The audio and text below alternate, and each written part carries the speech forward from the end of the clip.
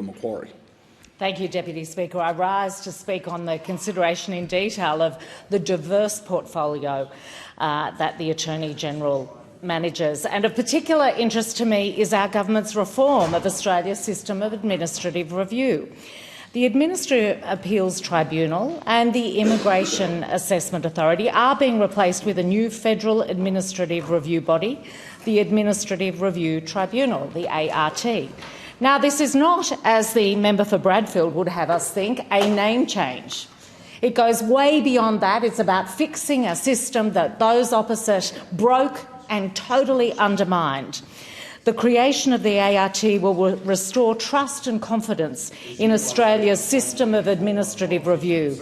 Tens of thousands of people rely on the AAT every year to independently review government decisions, such as whether they qualify for an age pension, are compensated for an injury they suffered while serving their nation in the military, or whether they receive NDIS funding for essential supports. The AAT's public standing was irreversibly damaged as a result of the former government's appointment of as many as 85 former Liberal MPs, failed Liberal candidates, former Liberal staffers and other close Liberal associates without any merit-based assessment process. The former government fatally compromised the AAT, undermined its independence and eroded the quality and efficiency of its decision-making. The Albanese government has inherited an AAT that was not on a sustainable financial footing and which was beset by delays and an extraordinarily large backlog of applications. To its shame, the opposition voted against Labor's reforms, demonstrating its ongoing commitment to using the AAT as a job agency for Liberal mates at the expense of the Australian public. A central feature of the new ART is a transparent and merit-based selection process for the appointment of non-judicial members. Existing non-judicial members of the AAT, many of whom continue to embody the best traditions of that once celebrated institution, were invited to apply for positions on the new body in accordance with the new process. The government has introduced legislation to give effect to its reform. That came in early in December and was passed, and I was privileged to be chair of the Social Policy and Legal Affairs Committee inquiry into the ART bills, and we recommended those bills be passed. Last week, they were finally passed in the Parliament and received assent on Monday of this week. This is going to enable the ART to commence operation as soon as possible. AAT resources, including staff, will transfer to the ART on establishment.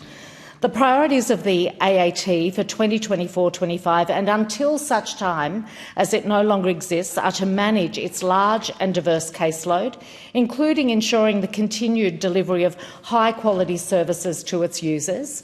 It'll prepare for the transition to the ART, including the ongoing development of the case management system, and it'll support members and staff during this transition period. Our legislation establishes an ART that is fair and just, resolves applications in a timely manner and with as little formality and expense as is consistent with reaching the correct or preferable decision. It'll be an ART that is accessible and responsive to the diverse needs of parties. It'll improve transparency and the quality of government decision-making and, most importantly, will promote public trust and confidence in the ART. The funding in the budget will ensure the new tribunal is supported by a sustainable and demand-driven funding model, producing timely decision-making. The funding package also includes $9.6 million to provide improved access to merits review for regional, rural and remote communities, as well as a user experience and accessibility team and a pilot First Nations Liaison Officer program. This funding builds on the Albanese government's investment of $128 million in previous budgets to tackle the AAT's substantial backlog, develop a fit-for-purpose case management system and re-establish the Administrative Review Council. My question to the attorney is, how soon can the ART commence operations? The question is that the proposed expenditure be agreed to